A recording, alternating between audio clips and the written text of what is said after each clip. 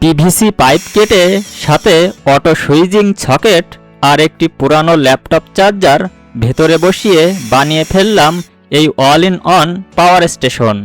কিন্তু এটি বানাতে গিয়ে আমি এক মারাত্মক বিপদের মুখোমুখি হয়েছিলাম। কারেন্টের প্লাগ খোলা থাকা সত্ত্বেও স্পার্ক হয়ে আমি শক খাই এবং পরবর্তীতে লাইনে প্লাগ দিতেই পুরো ল্যাপটপ চার্জারটি ব্লাস্ট হয়ে পুড়ে ছাই হয়ে যায়। আজকের ভিডিওতে শুধু all in one power station তৈরিই নয়, থাকবে লাইভ লোড টেস্ট ও অতি জরুরি কিছু সেফটি টিপস। চলুন শুরু করা যাক। হ্যালো এভরিওয়ান, স্বাগত জানাচ্ছি আজকের ভিডিওতে। আজকের প্রজেক্টের জন্য আমি কোনো কেনা বক্স ব্যবহার করিনি। একটি পিভিসি পাইপ হিট দিয়ে সোজা করে সম্পূর্ণ নিজের হাতে নিখুঁতভাবে এই বডিটি বানিয়েছি। সামনের প্যানেলে যা যা যুক্ত করা হয়েছে: পুরো সিস্টেম অন অফ করার জন্য একটি পাওয়ার সুইচ ও একটি পাওয়ার এলইডি, আউটপুট নেওয়ার জন্য লাল কালো ব্যানানা সকেট এবং একটি ফিমেল ডিসি সকেট, ভোল্টেজ ও কারেন্ট কন্ট্রোল করার জন্য দুটি 10K পোটেনশিওমিটার নব।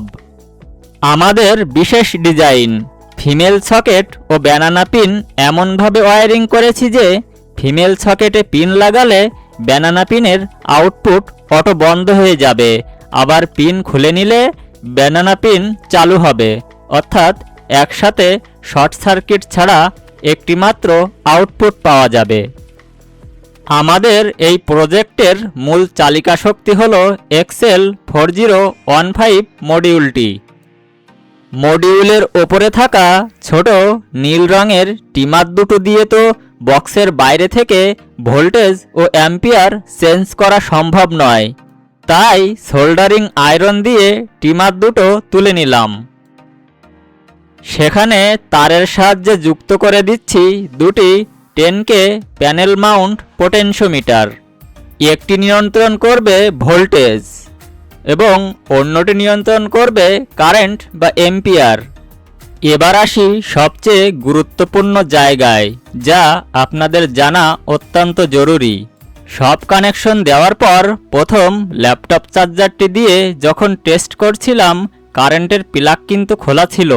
তা সত্ত্বেও চার্জারের এক জায়গায় হাত লাগতেই ছ্যাক করে শক খায় ও স্পার্ক হয়, আর পরে লাইনে প্লাগ দেওয়ার সাথে সাথেই চার্জারটি পুড়ে নষ্ট হয়ে যায়।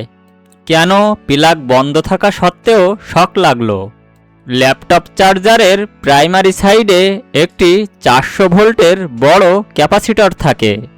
প্লাগ খুলে ফেললেও এতে প্রচুর বিপজ্জনক হাই ভোল্টেজ চার্জ জমা থাকে। আপনারা দুটি কাজ অবশ্যই করবেন: ক্যাপাসিটর ডিসচার্জ কাজ করার আগে 100 ওয়াটের ফিলামেন্ট বাল্ব বা রেজিস্টার দিয়ে চার্জার ক্যাপাসিটরের চার্জ খালি করে নেবেন। প্রপার ইনসুলেশন: পিভিসি বক্সে বসানোর আগে চার্জারের নিচে ইনসুলেশন লেয়ার দেবেন, যেন কোনো সোল্ডারিং পয়েন্ট পিভিসি বডি বা স্ক্রুর সাথে স্পর্শ না করে। এবার আমার কাছে থাকা দ্বিতীয় ল্যাপটপ চার্জারটি প্রপার ইনসুলেশন দিয়ে পিভিসি বক্সে সেট করে নিলাম। পেছনের এসি 3 পিন ফিমেল সকেট থেকে তার এসে সামনের পাওয়ার সুইচে ঢুকেছে, যা দিয়ে ভেতরে থাকা চার্জারের ইনপুট অন অফ হবে। চার্জারের 19.5 ভোল্ট ডিসি আউটপুটের সাথে 2.2K রেজিস্টার দিয়ে পাওয়ার ইন্ডিকেটর এলইডি যুক্ত করা হয়েছে।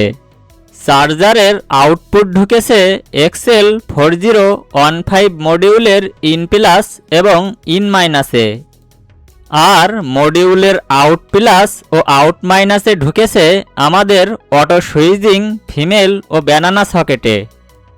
আমাদের all in one power station ব্যবহারের জন্য রেডি। ভোল্টেজ রেঞ্জ ও আউটপুট টেস্ট: সুইচ অন করতেই পাওয়ার ইন্ডিকেটর এবং মডিউলের 4 ডিজিট ডিসপ্লে অন হয়ে গেল। এটি 1.3 ভোল্ট থেকে 19.6 ভোল্ট পর্যন্ত একদম স্মুথলি আউটপুট দিচ্ছে। তবে এই 10K পোটেনশিওমিটার ব্যবহারের কারণে দশমিকের পরে ভোল্টেজ ফিক্সড করতে অনেক সমস্যা হচ্ছে। দশমিকের পরে ভোল্টেজ কিভাবে সেট করবেন তা যদি জানতে চান তাহলে কমেন্ট করে জানান। 775 মোটর টেস্ট। এবার আউটপুটে একটি 775 মোটর যুক্ত করলাম। মাত্র 1.3 ভোল্টেই এটি ঘোরা শুরু করে দিয়েছে। আর মোটরটি স্টার্ট নেওয়ার মুহূর্তে এটি 2.2 অ্যাম্পিয়ার থেকে 2.5 অ্যাম্পিয়ার পর্যন্ত কারেন্ট টেনে নিচ্ছে, যা একটি 775 মোটরের জন্য একদম পারফেক্ট। 18650 battery charging test. একটি 800 mAh ক্যাপাসিটির 18650 ব্যাটারি কানেক্ট করলাম। এটি মডিউলে 1 অ্যাম্পিয়ার সেট করে রাখলেও এটি কিন্তু 0.3 অ্যাম্পিয়ারে চার্জ হচ্ছে। 800 mAh ব্যাটারির স্থায়িত্ব ও সুরক্ষার জন্য এই 0.3 এ চার্জিং কারেন্টটি অত্যন্ত নিখুঁত। ব্যাটারির অ্যাম্পিয়ার কিভাবে টেস্ট করে তার ভিডিওর লিঙ্ক ওপরের আই বাটনে এবং ডিসক্রিপশন বক্সে দেওয়া থাকবে, চাইলে দেখে আসতে পারেন। সর্বোচ্চ ক্ষমতা ও লাইভ PO4 ব্যাটারি টেস্ট। এই পাওয়ার সাপ্লাইটি থেকে সর্বোচ্চ 3.33 অ্যাম্পিয়ার পর্যন্ত পাওয়ার আউটপুট পাওয়া যায়। এবার একটি বড় 15H live PO4 battery charge করতে গিয়ে ভোল্টেজ 3.6 সেট করলাম, কিন্তু অ্যাম্পিয়ার যখনই 1.80 অ্যাম্পিয়ারের বেশি দিতে গেলাম মডিউলের ভেতর থেকে হালকা চুচু শব্দ ভেসে এলো।